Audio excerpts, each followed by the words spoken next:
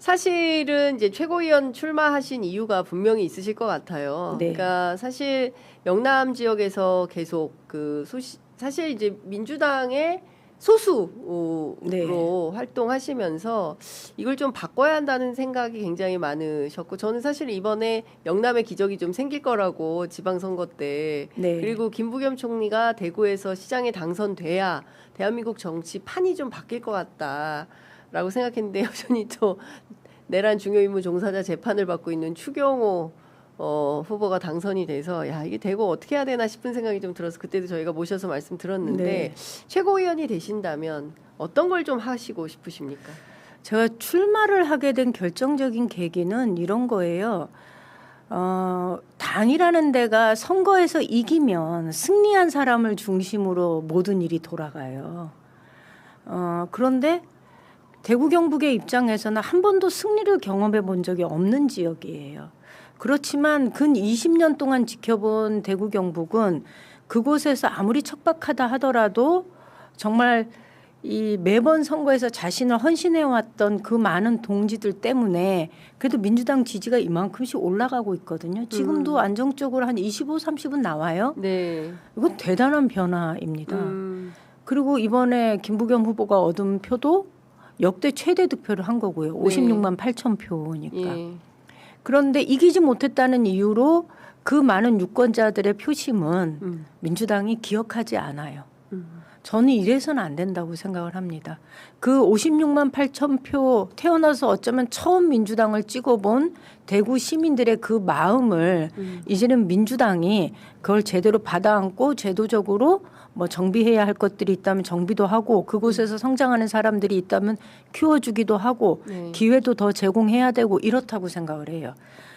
전 그 일을 하고 싶은 거예요.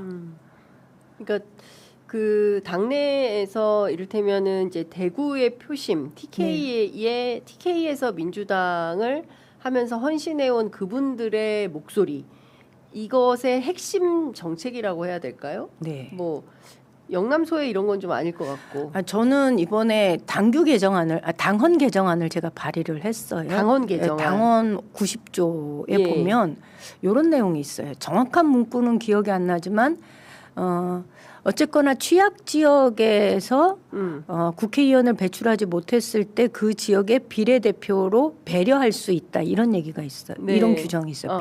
예. 배려할 수 있다 이렇게. 예.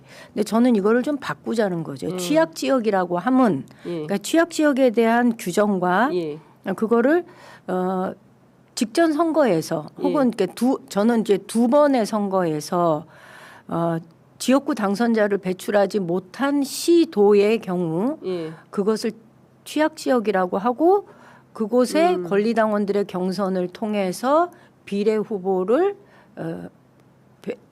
공천해야 한다. 해야 한다. 이렇게 의무규정으로. 그렇죠. 예. 요 케이스가 저거든요. 예. 그러니까 그때 24년도에 준연동형이냐 연동형이냐 병립형이냐 막 갈등이 있었을 때 그때 이재명 당대표가 긴 시간 침묵 속에 수기 과정을 거쳤고 그러면서 최종적으로 결정한 게 준연동형. 예. 그러면 대구 경북에서 오랫동안 해왔던 사람들을 어떻게 배려할 것인가 이게 고민이었던 거예요. 왜냐하면 준연동형을 하면 시민사회단체에서 다른 소수정당이 들어오게 되면 민주당의 TU가 적어지잖아요. 네네네. 그래서 이때 이재명 대표가 결정을 한 게 대구 경북의 권리당원들의 경선을 통해서 여성 한 명, 남성 한 명을 후보 추천을 해라. 그러면 비례로 받아줄게 이렇게 된 거거든요. 그래서 네. 제가 들어왔잖아요. 예. 저는 저와 같은 케이스가 저 한 번의 사례로 끝나서는 안 된다. 제도화가 필요하다. 네.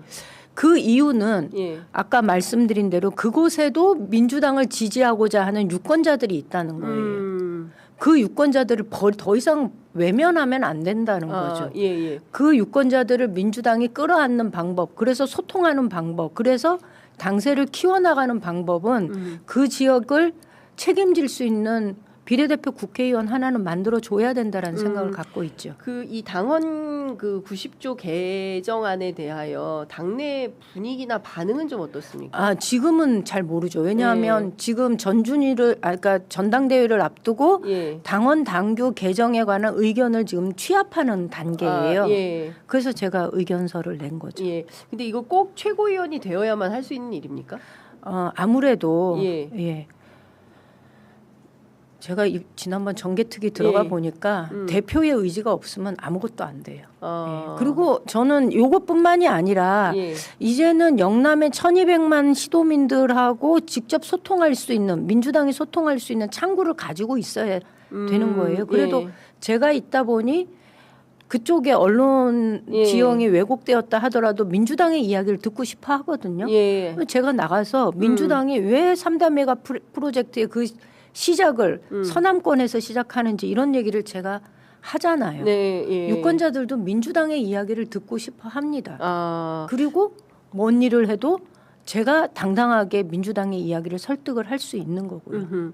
그러니까 영남에 있는 1200만 시민들하고 소통할 수 있는 창구로서의 어떤 이제 인재를 발굴하는 루트를 당원 90조 개정을 통해서 제도화하고 끊임없이 배출하는 구조를 만들어내자. 네네. 그래야 뭐 비단 영남 말고 강원도 사실은 그렇죠. 민주당한테는 험지이니까요. 뭐 이렇게 해서 전국 정당화를 하는 데 있어서 제도화는 이거는 누가 들어도 다 환영하거나 동의할 만한 일인 것 같은데 제가 또 하나 여쭈고 싶은 것은 지금 사실 지난 지방선거에서 왜 이렇게 어려워졌나 결국 이제 평택을의 문제를 이야기하지 않을 수가 없는 거고 그러면 민주당의 어떤 연대연합 정치를 어떻게 제도화되는 거냐 말씀 주신 대로 정개특위에서 아무리 임미 의원님 뭐 하셨지만 그리고 의원님들 개개인별로 농성장에 오셔서 그 개혁 사당 농성할 때요 선거법 개정을 위해서 아이 나 지지해요라고 하지만 하나도 바뀐 게 없는 거예요. 맞아요. 이걸 어떻게 바꿀 거냐. 예. 제가 이제 그러니까 최고위원 출마하면서 평택의 사례를 어떻게 안 나오게 할 거냐 앞으로. 예. 그거는 전 사실 그런 당의 결정과 이후에 그 관리하는 과정에 있어서 지도부는 진짜 무책임했다라는 생각을 하거든요. 예. 그래서 관련해서는 저희 그 최소한의 지도부 단위에서도 논의하는 과정이 좀 있어야 되지 않겠습니까? 근데 저는 그 논의가 제대로 충분하게 이루어졌는지 일단 우리 입장에서는 재보궐 사유를 우리 민주당이 제공한 거잖아요. 그렇죠. 예, 그렇다면 이곳에 후보를 내는 게 맞는지에 대한 논의가 최소한 있어야 되는 거다. 그래서 만약에 후보를 내야 하는 불가피한 상황이 그러니까 그 당내 의견 수렴이 그런 방식으로 되었고 후보를 낸다 그러면 정말 총력을 기울여서 해야 되는 거죠. 예, 그런데 후보를 그럼 내지 않는 것이 여러 가지 면에서 그 진보 세력들과의 연대에 필요하다. 또 이것이 뭐 이번 이재명 정부의 탄생에 함께 힘을 모았던 세력과 함께 이 대한민국의 미래를 열어나가는데 이게 도움이 된다라고 하면 후보를 안 내는 전략적인 선택을 할 수 있는 거잖아요. 근데 사실은 김용남 후보 입장에서도 뭐 여러 가지들이 이제 제기가 됐습니다만 그 당대표가 후원회장을 맡았는데 딱 한 번 오고 개소식 때 오고 그 다음에 이제 아무런 지원이 없었기 때문에 김용남 후보 입장에서도 좀 황당했을 것 같아요. 특히 이분은 영입 인사지 않습니까? 원래 민주당에 있던 분이 아니라 영입해 오신 분은 좀 대우해 주는 게 있는데 이분은 또 그런 것도 없었어요. 그러니까 김용남 후보 개인 입장에서 보면은 좀 황당했을 수도 있을 것 같다는 생각이 들어요. 그러니까 후보도 황당했다고 그렇죠. 한다면 그곳의 당원들도 되게 황당하지 않았겠어요? 거죠. 당원들도 그리고 사실은 직접적인 피해는 저희 또 대구 경북이었어요. 그곳에서 선거 기간 내내 나오는 이슈들이 보수 유권자들 입장에서는 민주당에 대한 신뢰감을 떨어뜨리기에 되게 좋은 호재였다. 그래서 저희한테도 안 좋았죠. 뭐 TV만 틀면 늘 나오는 얘기가 그곳에 이 갈등 상황이었으니 저희한테 좋을 일이 뭐가 있었겠습니까? 그러니까요. 그러니까 지금 이렇지 않으려면 사실은 뭐 조국혁신당, 진보당 그리고 뭐 그 사회민주당, 기본소득당 뭐 이런 작은 정당들하고의 이제 연대 연합을 어떻게 할 거냐. 물론 이제 당장 선거는 없지만 내년에 또 경우에 따라서 이제 서울시장 그렇죠. 재보궐선거 재선거 강원도도 강원도 저 권성동 의원 지역구도 마찬가지고요. 이런데 다 또 이제 후보들마다 나올 텐데 차라리 이제 결선 투표제를 딱 만들어서 네.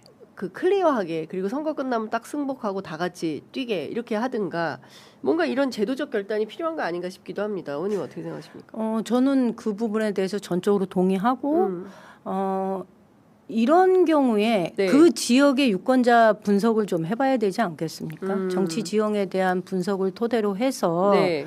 승리하는 방안이 무엇인지에 대한 논의를 저는 제 정당들, 그러니까 우리가 함께 할 수 있는 네. 아니면 그쪽에 후보를 내려고 하는 의사를 가지고 있는 정당들이 함께 만나서 의견을 모아나가는 과정은 좀 필요하다 이렇게 생각합니다.